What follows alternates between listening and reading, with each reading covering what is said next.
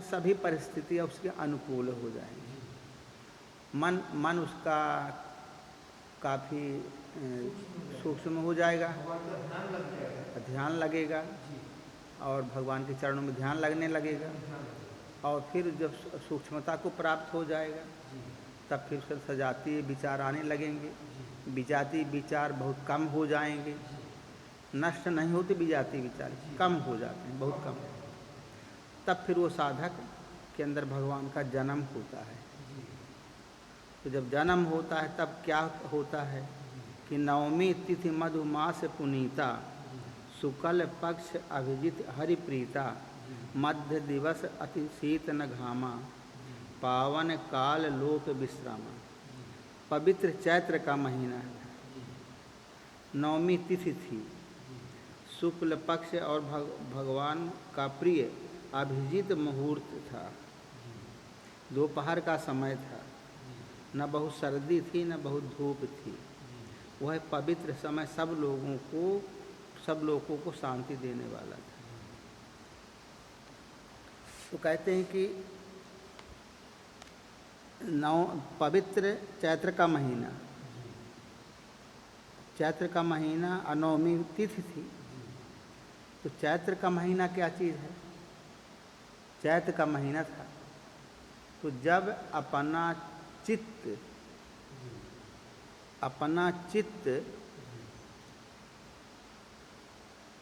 परमात्मा में बराबर लग जाए,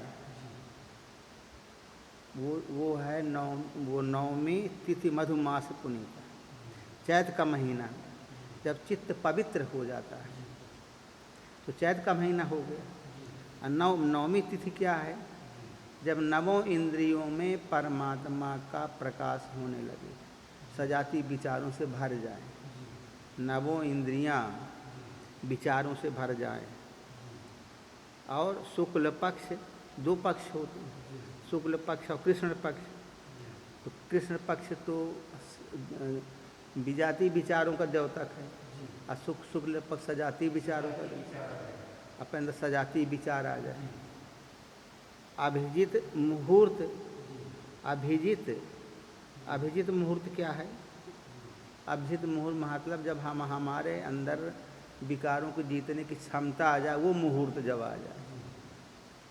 और दोपहर का समय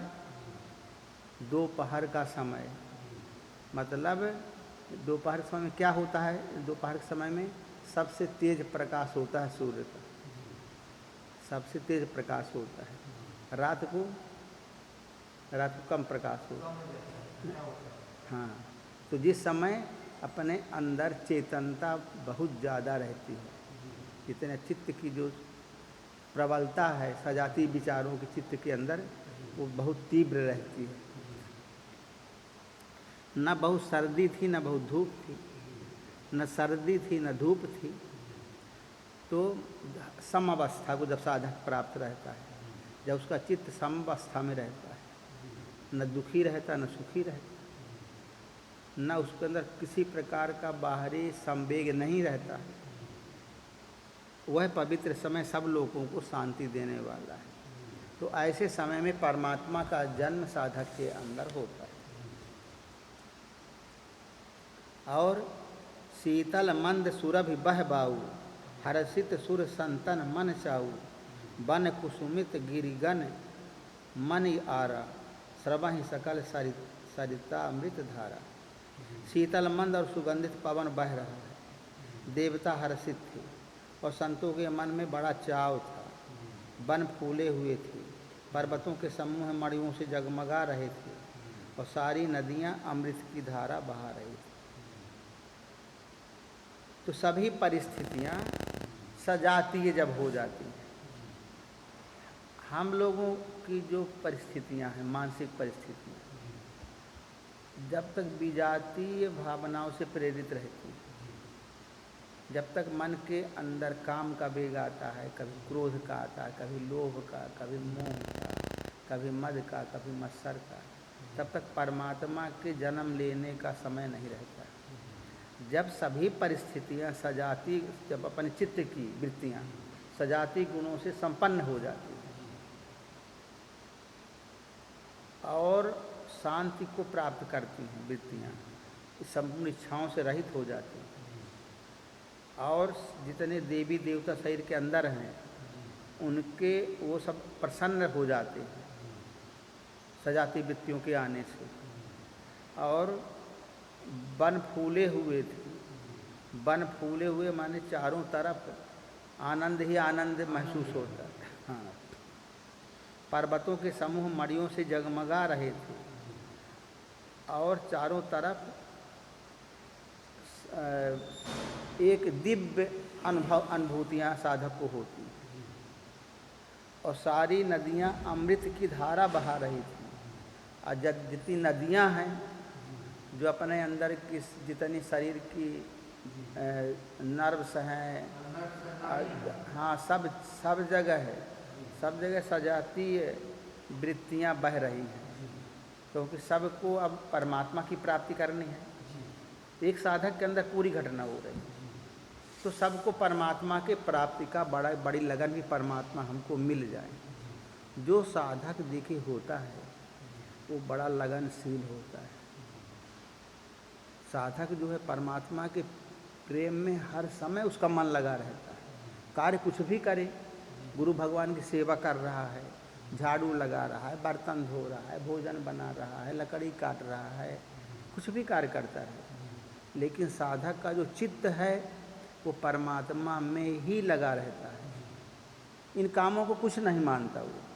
ये तो वो मानते हैं, वो लड़ाई झगड़ा करते हैं जिनकी बुद्धि संकुचित होती, छोटी होती, कि चलो हम इतना काम करेंगे, हम ऐसे करेंगे, हम ऐसे करें। क्योंकि इसलिए संकुचित बुद्धि रहती है क्योंकि वो लोग बड़ी चीज़ को प्राप्त करने के लायक अभी बन नहीं पाए। तो बुद्धि इन्हीं में कि हमको ज़िंदगी भर सेवा करनी है, हमें ज़िंदगी भर जो है यही तो करना है। ऐसा सोच करके उनके मन में संकुचित भावना आ जाती है। अब कौन क्या करेगा, कोई जानता है किसके कर्म में क्या लिखा है, क्या करेगा वो? कोई नहीं जानता। अरे भाई, भगवान का भजन कर ले तो भक्त हो जाएगा ना परमात्मा का। अभी सेवा कर रहा है, फिर दूसरों से सेवा कराएगा।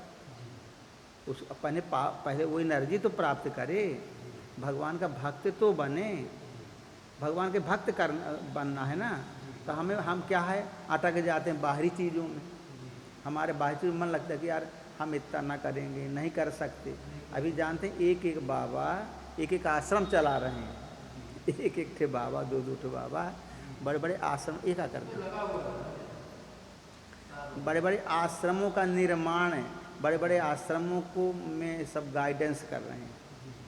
एक बाबा रहते हैं। क्यों, कैसे करते हैं? उनके सामने बहुत सारी परिस्थितियाँ आती हैं, खाने के, पीने के, झाड़ू बुहारू, बर्तन आश्रम देखना, भक्तों को देखना, कितना काम रहता है, तो भी सब करते हैं। कैसे करते हैं भाई? अपने ही हृदय को इनलार्ज करना पड़ेगा ना, अपने विचारों को विकसित करना पड़ेगा ना।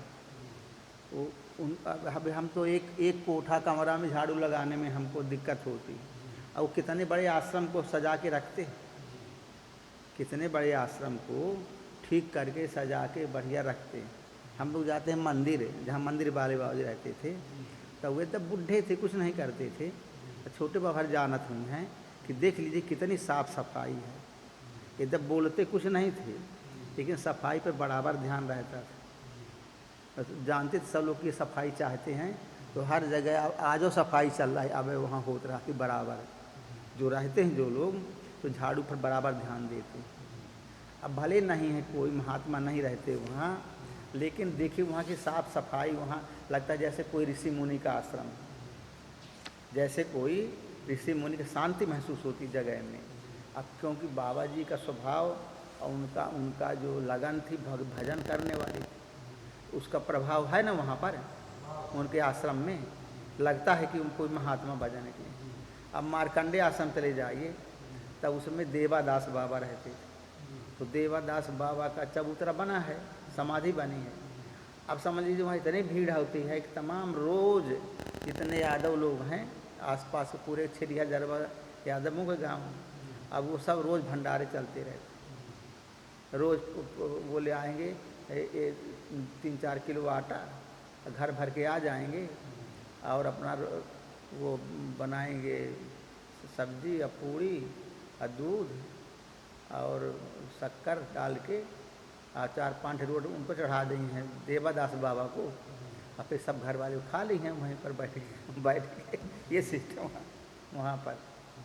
और वहाँ हम जब गए शुरू में, और देखने से लगता कोई महात्मा भजन किया है मार्कंडेय आश्रम में, है शांति लगती है। हाँ वो है ऐसे ही, बहुत वो नहीं है मार्कंडेय आश्रम, लेकिन है शांति की जगह। तो ऐसे वो स्थान जो है खींचता है, जो भगवान का भजन किए रहते हैं वहाँ जाने से वहाँ वो खींचता। बचते बहुत समय हो गया देवादास बाबा जो थे रहते थे, लेकिन वो स्थान खींचता है कि यहाँ किसी ने भजन किया, किसी मुनि ने। हाँ तो भैया ये सब पावर होती भजन करने वाली जगह। तो ऐसे ही भगवान का जन्म जहाँ होता है वहाँ सब चीज़ पहले से तैयारी हो जाती है, तब भगवान आते हैं हाँ तो भगवान जब आते हैं तो देखिए यही भगवान का जन्म है। जन्म, भगवान का जन्म होना बहुत इम्पॉर्टेंट है, बहुत महत्वपूर्ण है। कोई भी साधक साधना ना करे, माने साधना करे और भगवान का जन्म ना हो तो राक्षसों को कौन मारेगा? कोई मारने वाला है ही नहीं। साधक के पास इतनी क्षमता है नहीं कि राक्षसों को मारे। अपनी इच्छाओं का नाश करना बहुत कठिन चीज़ है, इच्छाओं को मारना बहुत कठिन चीज़ है, आदमी नहीं कर पाता है। वृत्तियाँ इतनी बलवान होती हैं कि बरबस उसको खींच करके विषय में पटक देती है। अब भगवान की कृपा नहीं है, भगवान की कृपा जब तक नहीं होती तो आदमी माया पर विजय नहीं प्राप्त कर सकता। इसी का नाम है भक्ति मार्ग। हम भगवान को समर्पित करें कि प्रभु सब कुछ आपका है, आप जो कुछ हम कर्म करते हैं बुरा भला जो आपकी सेवा करते हैं सब कुछ आपको समर्पित करते हैं, और सही समर्पित करें हृदय से। ऐसा नहीं कि हम काहे भर दे मुँह से। अंतःकरण से जब समर्पण होगा, और अंतःकरण से समर्पण के साथ साथ हमारे अंदर कोई इच्छा ना हो, हमारे अंदर किसी वस्तु को प्राप्त करने की कोई इच्छा ना हो, पर हमारे अंदर अनंत इच्छाएं भरी हैं। अब जो इच्छाएं भरी हैं तो भगवान तो ऐसा तत्व है, भगवान ऐसा तत्व नहीं है कि जो कहीं हमसे अलग रहता हो। वो तो हमारे हृदय में ही बैठा है, हमारी हर क्रियाओं का साक्षी है कि कितनी इच्छाएं इसकी समाप्त हुई, कितनी नहीं समाप्त हुई, कितने जन्म की इच्छाएं इसके अंदर भरी पड़ी हैं। तो वो तब तक हमको सर्टिफिकेट नहीं देगा, तब तक हमारे हृदय में नहीं आएगा जब तक हम इच्छाओं से अपने को रहित नहीं करेंगे। अगर इच्छाएं बनी हैं तब तक वो अंदर जन्म नहीं लेगा, भगवान प्रकट नहीं हो सकते। परिस्थितियाँ उनके अनुकूल नहीं है, परिस्थितियाँ उनके अनुकूल नहीं है। इच्छा नहीं खत्म हो रही, हमारी लगन संसार के पदार्थों में लगी है, तो भगवान मना कर देता है कि अभी हमारा फील्ड नहीं आया, फील्ड नहीं बना। क्योंकि हम मान लीजिए कि हम कोई किसी साधक को कोई चीज़ सिखाना चाहते हैं। अब सिखाना चाहते हैं तो पहले उसको चाहिए ये कि हमारे पास आके बैठे, हमारी बातों को सुने मन से, तो जो हम कहें वो करे, तब ना हम सिखा पाएंगे, वो ज्ञान दे पाएंगे। अब मान लीजिए हमने कह दिया कि तुमको वहाँ नहीं जाना, अब उसकी लगन वहीं जाने की रखी है, तो फिर कैसे वो हमारी बात को मानेगा? उसके अंदर तो लगेगा कि नहीं हमको तो जाना है, जाना है। तो पहले अपने को खाली करे, अपनी सब इच्छाओं को कट ऑफ करे कि कोई इच्छा न रह जाए। अब जब हमारे पास आके बैठ गया कि अब हमको कहीं नहीं जाना है, आपके पास बैठना है, आप जो कहेंगे वो मुझे करना है। अब तैयारी आ गया ना, पूर्ण रूप से तैयार हो गया ना फील्ड, कि अब उसके पास कोई काम नहीं है, अब उसको केवल जो हम कहेंगे वो करना है। तो जब हम अभी उसकी जो वृत्तियां हैं वो माया से चलायमान है, अभी उनकी वृत्तियों को, अभी उसके मन को कौन चला रही है? माया। माया मतलब अज्ञान चला रहा है, इसलिए वो माया मोह से काम से, क्रोध से, लोभ से, मोह से, मद से, मत्सर से, इनसे उसका मन चलायमान है। तो हमारी बात कैसे समझेगा? पहले मन का काम स्टॉप करो। मन जहाँ जहाँ दौड़ता है उसको आप स्टॉप करिए, रोकिए मन को कि हम कुछ नहीं चाहते संसार की वस्तुओं को, हम तो केवल परमात्मा को चाहते हैं। जब ऐसा आपका मन हो जाएगा कि केवल परमात्मा के लिए ही समर्पित हो जाएगा कि हमको संसार की कोई भी वस्तु नहीं चाहिए, न कपड़ा, न लत्ता, न घर, न द्वार, न धन, न दौलत, कुछ भी नहीं चाहिए, हमको तो केवल परमात्मा चाहिए। अब परमात्मा के पास जा कर के हमको सुख शांति प्राप्त करना है। तो परमात्मा का रूप कौन है? गुरु लोग होते, महापुरुष होते। उनके पास हम गए, उनके पास बैठ गए कि हमको कुछ नहीं, आप जो कहेंगे वो मैं करूँ। तो अब तब वो समझ गए कि ये साधक मेरी बातों को सुनना चाहता है और उस पर चलना चाहता है। तो गुरु लोग परीक्षा लेते हैं, खूब रगड़ते हैं उसको, और रगड़ के उसको वास्तव में इच्छा रहित बनाते हैं। अगर थोड़ी बहुत इच्छाएं रह गई संसार की तो इतना रगड़ते हैं कि इच्छाएं वो भी ख़त्म हो जाए। भोगवा के कर देते हैं, खिला पिला के कर देते हैं, पहना उड़ा के कर देते हैं कि उसको लगे कि मेरे को इच्छा नहीं रहे भाई, मैं अब तृप्त हो गया, कोई इच्छा नहीं रह गई। तब भगवान देख लेते कि इसकी कोई इच्छा नहीं है, तब भगवान उसके हृदय में जन्म लेते हैं। अब देखिए, भगवान को प्राप्त करने का मतलब है कि हमारी बुद्धि, हमारा मन व्यापक होना। अब अभी हमारा मन संकुचित है, अभी हमारा माया से चलायमान है, सांसारिक पदार्थों में हमारा मन घूम रहा है। और परमात्मा क्या चाहता है कि इसका मन व्यापक हो जाए, व्यापक तत्व को पकड़े, इसकी वृत्तियाँ अनंतता का अनुभव करें। हमारी वृत्तियाँ अभी सांसारिक माया मोह का अनुभव कर रही हैं, तो अभी उसका फील्ड नहीं बना ना। जब तक फील्ड नहीं बनेगा तब तो परमात्मा नहीं आएगा। हम कितना भी कोशिश करेंगे तो परमात्मा कहेगा नो, अभी तुम योग्य नहीं हुए। हम अपना योग्यता का परिचय दे रहे हैं कि हाँ नहीं, हम तो बाबा हो गए, तो हमने तो सब योग्यता प्राप्त कर ली। बोले नहीं, मैं तुम्हारी योग्यता को नहीं मानता। अब हमारी योग्यता, हमारा दूसरा पैमाना है। हम दूसरे तरीके से साधकों को सेलेक्ट करते हैं। जो सच्चा होगा, हृदय से परमात्मा को मानेगा, जो हृदय से इच्छाओं का त्याग करेगा, जो सुख दुख में, अच्छा बुरा में, सब में समान रहेगा, अनपेक्षा सुतिर दक्ष उदासीनो गतव्यथा सर्वारम्भ परित्यागी यो मत भक्ता है समय प्रिया। जो इस प्रकार का साधक होगा उसको मैं सेलेक्ट करता हूँ। अभी तुम्हारे अंदर वो योग्यता तो नहीं है, तो मैं तुमको सेलेक्ट नहीं कर सकता। जब साधक इस प्रकार का तैयार हो जाएगा तब भगवान कह देंगे कि अब तुमने मुझको समर्पण कर दिया, अब मैं तुम्हारे अंदर जन्म लूँगा। तब भगवान उसके अंदर जन्म लेते, जो समर्पित हो जाता है।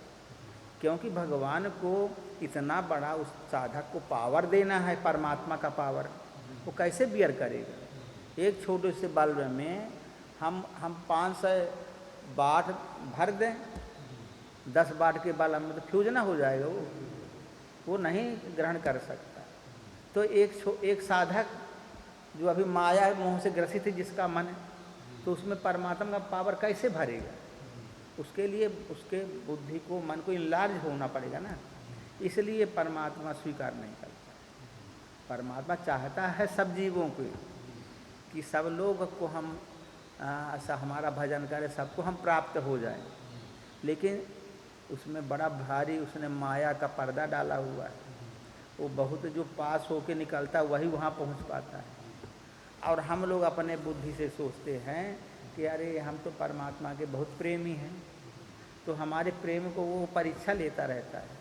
कभी तुम प्रेमी रोमी नहीं हो हम नहीं मानते। अब कितने लड़के जाते हैं IAS IPS की परीक्षा देने के लिए, PCS की परीक्षा देने जाते हैं बड़े उमंग के साथ, हमने सब पढ़ लिया, आज पूरा जनरल नॉलेज हो गया, ये वो सब।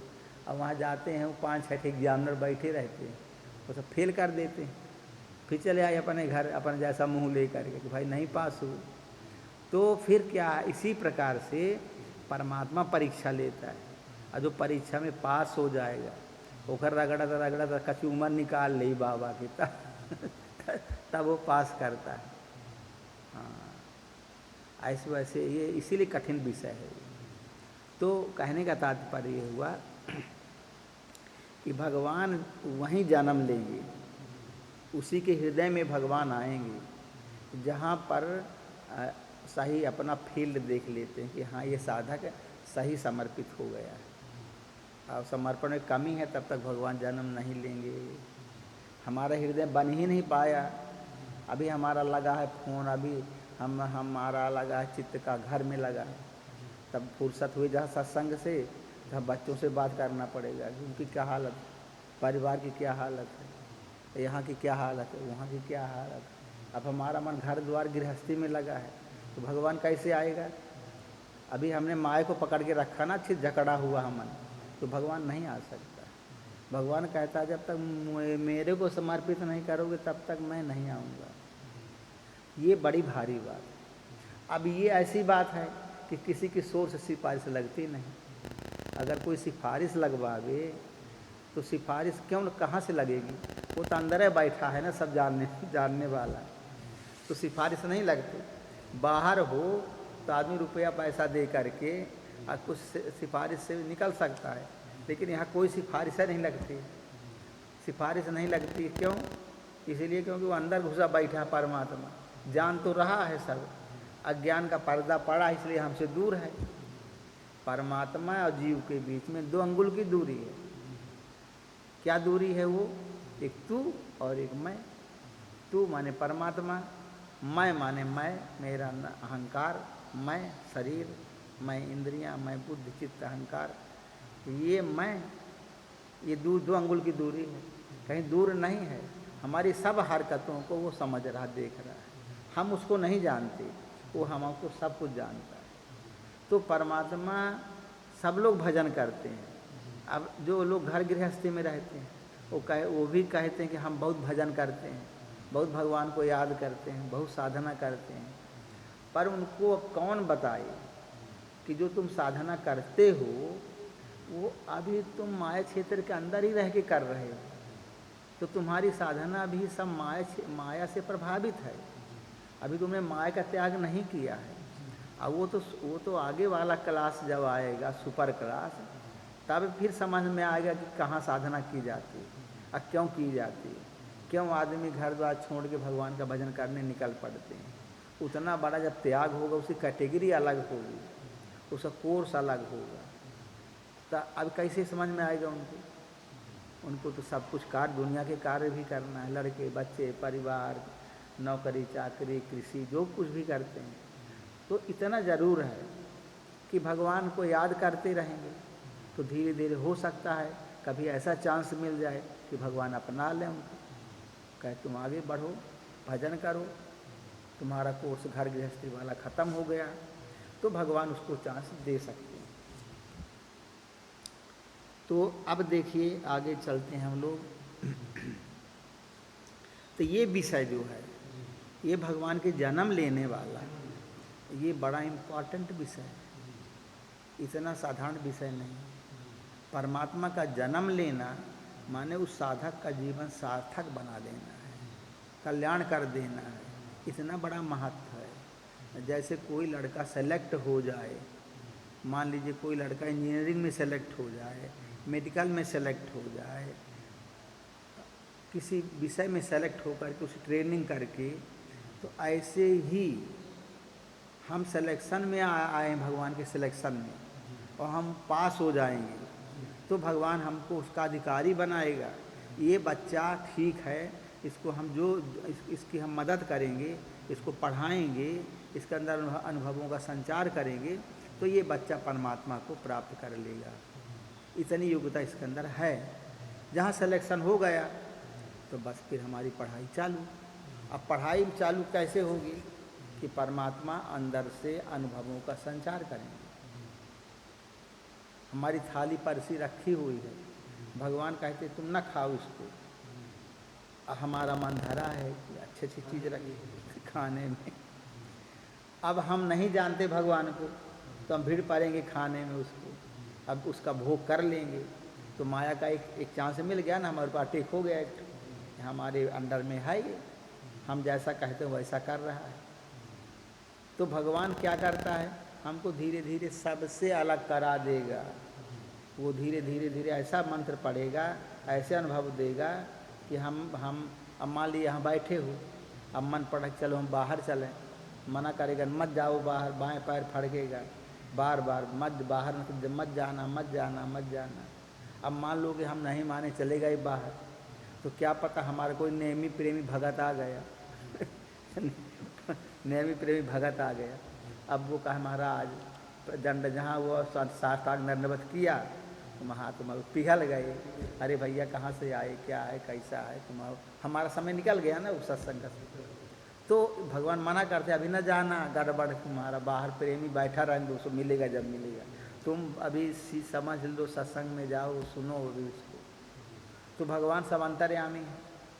तो भगवान ऐसे करके साधकों को सबसे अलग करा देता है, तब भगवान दर्शन देता है। तो तब अभी भगवान का जन्म कब होगा, जब हमारे अंदर उसको प्राप्त करने की सभी योग्यताएं आ जाएंगी, तब भगवान जन्म लेता है।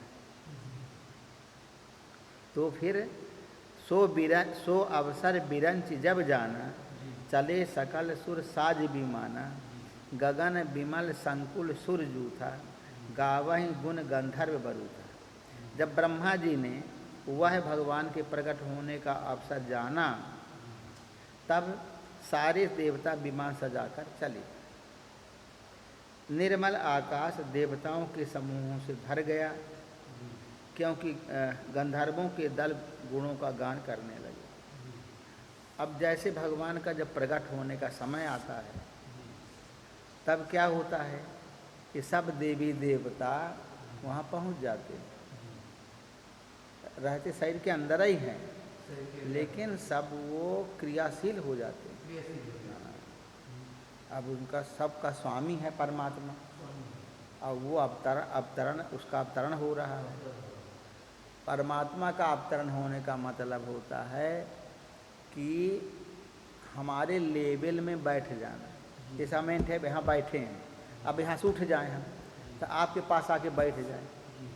क्यों बैठे आपके पास, क्योंकि आपको हमको कोई बात समझाने से इतनी दूर से हमारी आवाज़ नहीं पहुँचती है। तो क्या करेंगे, हम आपके पास बैठेंगे, तो कहें भाई आपकी क्या समस्या बताइए ना हम, तब हाँ आप समझ जाएंगे कि हमारे पास तो आ गए कम से कम बैठने के लिए, उतनी दूर से कहाँ हम समझ पाते। तो ऐसे ही परमात्मा जब तक हमारे से दूर रहता है, तब तक हम उसके अनुभवों को समझ नहीं पाते। वो तो निर्गुण निराकार निरवय तत्व कैसे समझ पाएंगे।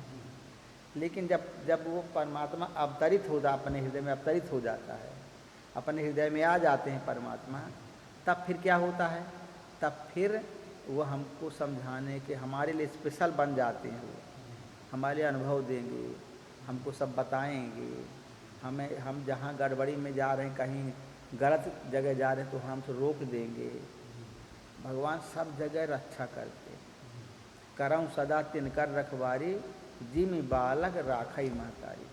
जैसे बालक को माँ रखती है, कि बच्चा नहीं जानता कि आगी है उधर, तो जाएगा तो आगिन में हाथ डाल देगा आगी अगर कहीं जल रही है तो उसको क्या पता कि आगी से क्या होता है, तो जाएगा तो आगे छू देगा। अब जब हाथ जल जाएगा तो रोएगा, खूब कस के रोएगा। तब फिर महतारी क्या करेगी, उसकी दवाई करवाएगी। तो करऊँ सदा तिनकर रखवारी, जिमि बालक राखई महतारी। जैसे महतारी बच्चे को रखती।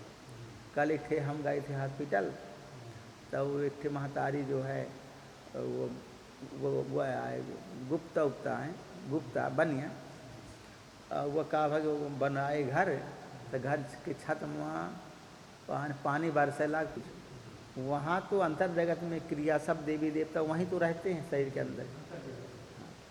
तो भगवान के जब भगवान आते हैं तो सब वहाँ उपस्थित हो जाते हैं। तो फिर क्या होता है,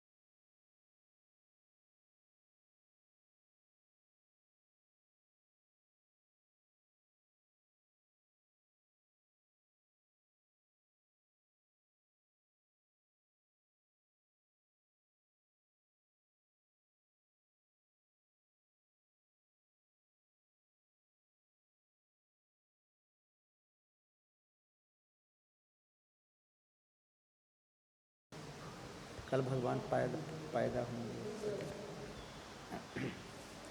तो गोस्वामी